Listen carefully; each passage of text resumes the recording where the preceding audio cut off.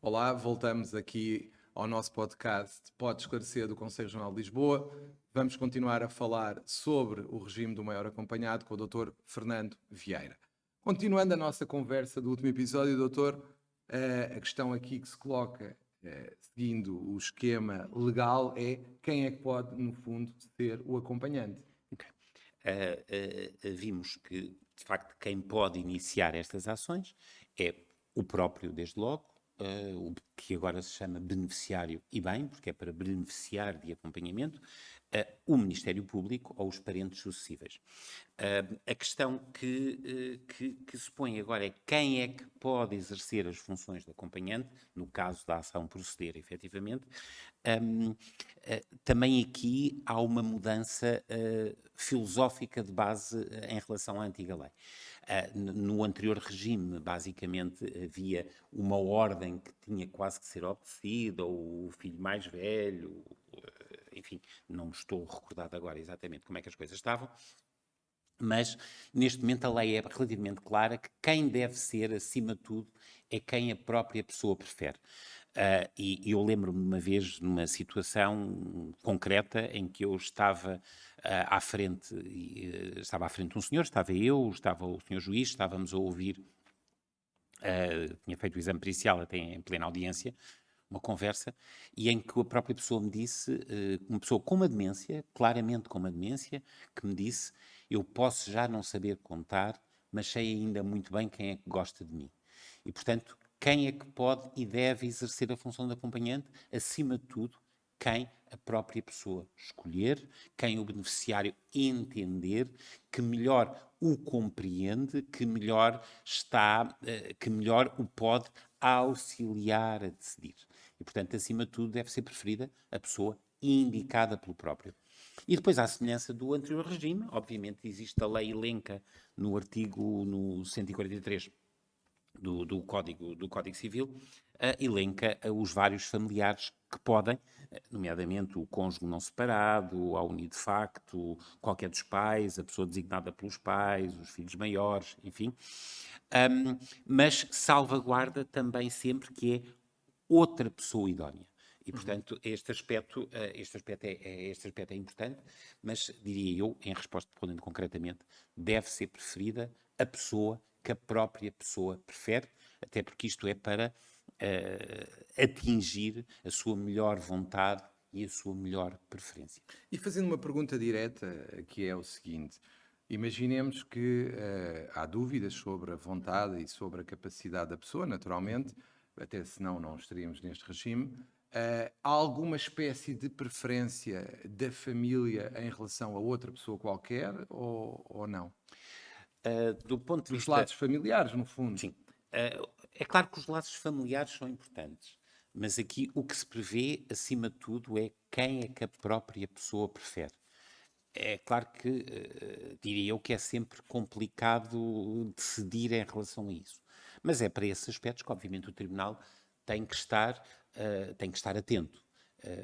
Não lhe esconderei que, de facto, eu penso que nós, culturalmente, em Portugal, e os magistrados, os psiquiatras, enfim, toda a gente, ainda se continua a preferir, a ter a ideia que dos familiares é que devem ser. Mas o que a lei privilegia, basicamente, é a vontade da pessoa, a preferência da pessoa. Portanto, explicando de uma forma mais direta, se a pessoa tiver um irmão, uma irmã, uma mulher até, uma esposa, se tiver outra pessoa que não tem qualquer vínculo familiar, pode preferir esta pessoa. Em teoria, pode. O raciocínio, a ideia de base que está por trás da lei é efetivamente essa. É claro que a decisão competirá depois ao Tribunal. Claro que sim, claro que sim. E no fundo, que funções é que esse acompanhante, se calhar até era melhor dizermos assistente, pode vir a desempenhar?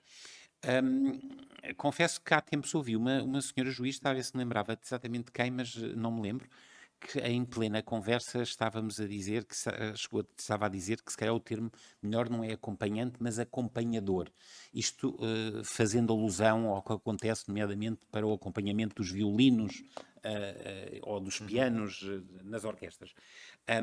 Mas de facto é alguém que está a assistir a pessoa. O problema é que já há o assistente pessoal, há o cuidador, há o acompanhante, enfim, já começamos a perder-nos no meio desta semântica toda. Mas, dizia eu, a pergunta era quem é que... Quais as funções Quais as que funções? esse acompanhante pode vir a desempenhar? As funções não são necessariamente cuidar, ou No fundo, seja, não são... no fundo, o que eu queria era que o doutor explicasse, naturalmente, e esclarecesse, se existe um elenco fechado ou se é adaptável. O elenco é perfeitamente adaptável, é perfeitamente em aberto. Em bom rigor, o acompanhante não é quem vai fazer a cama, mudar a fralda, é quem ajuda a decidir, a pensar, a raciocinar e no interesse e que conhece as preferências daquela pessoa. E, portanto, o acompanhante é aqui, digamos, uma segunda consciência. Não digo um grilo falante porque isso implica muito racional, mas no fundo é o grilo falante do lado direito, é o grilo falante do lado esquerdo, é o diabinho e o anjinho que estão do lado direito. No fundo é para ajudar a pessoa a decidir, a passar a preferência para a vontade, a raciocinar, a chegar a uma conclusão sobre algo. É claro que isto é muito difícil, porque nós não tomamos só decisões racionais. Nós podemos tomar decisões racionais, podemos tomar decisões emocionais e podemos tomar decisões com base em valores ético-filosófico-morais. E, portanto, aqui a função do acompanhante é saber como é que a pessoa costuma tomar decisões, se as toma mais racionais, se as toma mais por gut feelings, por impulso, por emoções, ou se as toma mais por valores e seguir essas pistas e ajudar a pessoa a refletir efetivamente sobre esses aspectos. E, naturalmente, em termos patrimoniais, as questões não se levantam. A administração terá que ser sempre feita no interesse do acompanhado, em princípio. Em princípio é no interesse, mas mais uma vez é a questão Estamos a falar, por da exemplo, a venda de preferência. uma casa, Claro. por exemplo. É a questão é a questão da preferência e não tanto do interesse também, mas da preferência e da vontade da pessoa. Por exemplo, eu aceitaria, obviamente estou em abstrato, nem tive nenhum caso que tal se parecesse, mas imagino que pode haver alguém que tenha uma casa que seja de família, ancestral, e que a prefira vender por um preço mais baixo a alguém que efetivamente está ligado, do que vender por um preço muito mais elevado a alguém que seja um total desconhecido. E digamos que, se calhar, o melhor interesse é o interesse do lucro, mas se calhar a melhor preferência e vontade desta pessoa é, ainda que seja um preço mais baixo, desde que, obviamente, não seja completamente um nonsense, desde que seja compreensível, o que deve ser respeitado é a preferência desta pessoa. No fundo, vamos para uma decisão extrema. E se for a questão de internar o acompanhado, como é que se vai processar? É o acompanhante que determina esse internamento ou é de outra forma que se processa? Para os direitos pessoais, a situação é muito mais complicada. Deixe-me dizer que eu já tive inclusive a oportunidade de ler com atenção o novo projeto de lei da Lei de Saúde Mental, que foi enviado, está neste momento no site da Assembleia da República, irá entrar em discussão pública e depois será votada. Uma das coisas que está previsto é o artigo do internamento do acompanhamento maior ser revogado. Porque as questões do internamento, o internamento na Lei 48, na Lei 49 de 2018, é um internamento que não é bem um internamento, é uma institucionalização. Para mim é mais uma fixação de residência. O internamento médico não é um internamento para toda a vida, isso não é um internamento médico. E, portanto, diria eu, essas questões do internamento são delicadas. Aliás, é feito o apelo a que passa a haver diretivas antecipadas de vontade em relação à situação, para se ter a certeza que é a vontade e a preferência da pessoa. É evidente que estas questões dos internamentos são das mais complexas, mas todos nós sabemos que pode haver decisões racionais, independentemente de patologia, de a pessoa não querer determinados tratamentos. Agora, temos que perceber se não quer esses tratamentos porque está doente ou se não quer esses tratamentos porque racionalmente não quer. Nomeadamente uma crença religiosa, por exemplo. Nomeadamente uma crença religiosa, por exemplo, e ser ajudada a refletir por essa crença religiosa. Aliás, a decisão de, por exemplo, de, sei lá, de não levar uma transfusão, não fazer um tratamento, pode vir de 3 razões. Estava-me a lembrar agora de um artigo que li. A pessoa pode decidir que não quer esse tratamento porque pesou os prós de ser tratado, os contras de ser tratado, os prós de não ser e os contras de não ser. Ponderou os prós e os contras de uma posição e de outra e decide dessa maneira. Ou então pode ter um gut feeling, uma sensação, não, eu acho que vou escapar, acho que não vai ser preciso. Em última análise, eu vou decidir isto porque eu tenho um feeling que vai ser isto. E a decisão pode ser a mesma do que se fizesse racionalmente. Ou então pode tomar uma decisão baseada em valores pessoais, intrínsecos, internos, morais, filosóficos, religiosos. E o acompanhante, pelas funções que desempenha, recebe alguma coisa ou não? A lei aí é clara, não pode receber. A ideia havia a questão de que haveria que de retirar isto de quaisquer interesses económicos que pudessem existir e, portanto, por definição, o acompanhante não recebe. Agora, de facto, tem que gerir no melhor interesse da pessoa.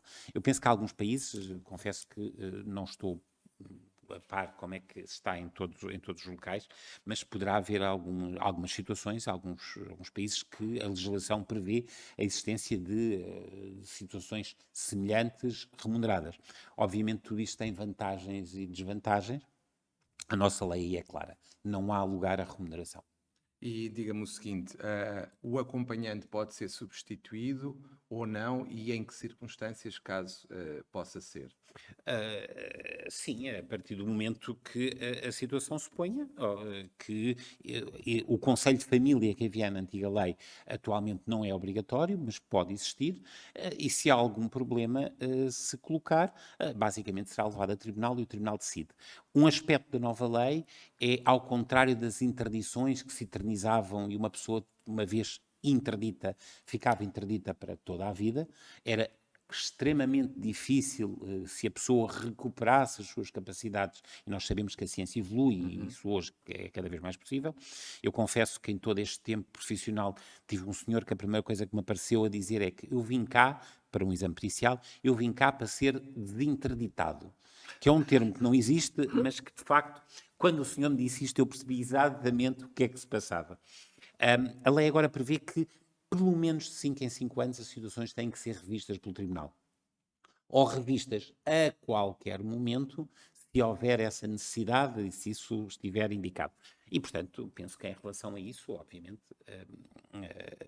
o Tribunal decidirá se alguma questão se puser em relação a isso. E o próprio acompanhante pode pedir escusa?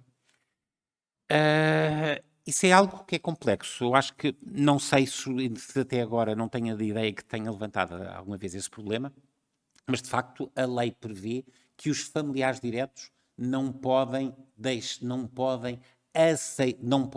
não aceitar, não podem escusar-se a exercerem isso.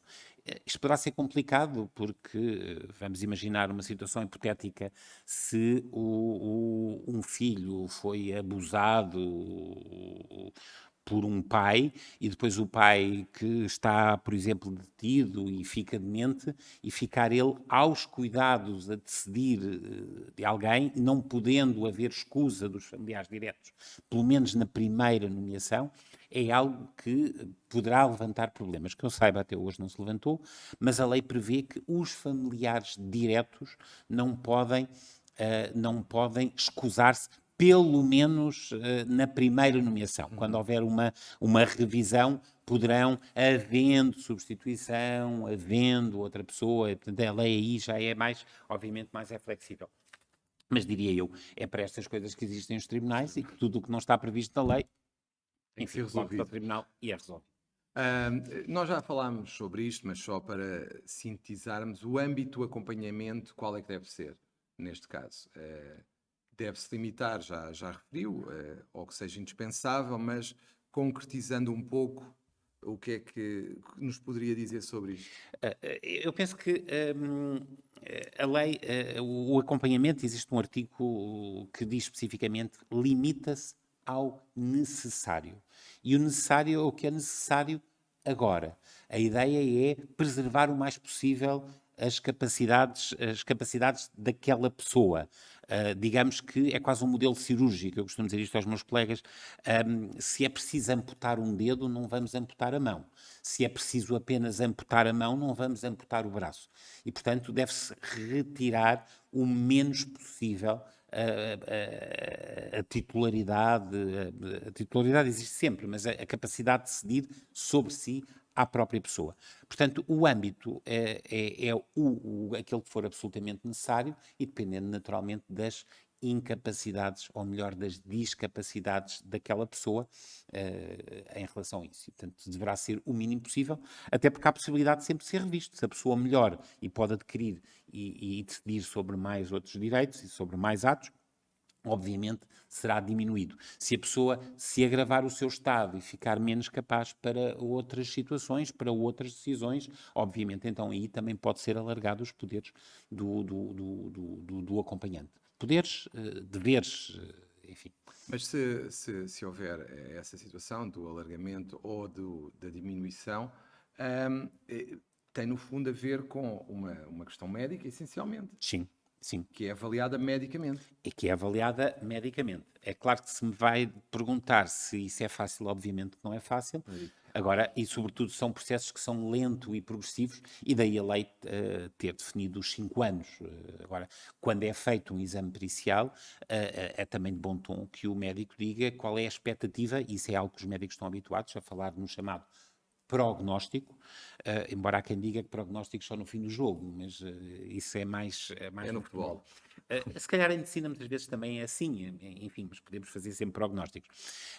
E, portanto, se houver previsibilidade de mudança da situação, o médico deverá dizê-lo, e já começam muitos tribunais a perguntar especificamente isso em quesitos adicionais, começam e bem, naturalmente. Interromperíamos aqui o nosso episódio e deixaríamos a marcha do processo para o terceiro episódio do nosso podcast e aí analisaremos como é que processualmente tudo vai acontecer. Até lá.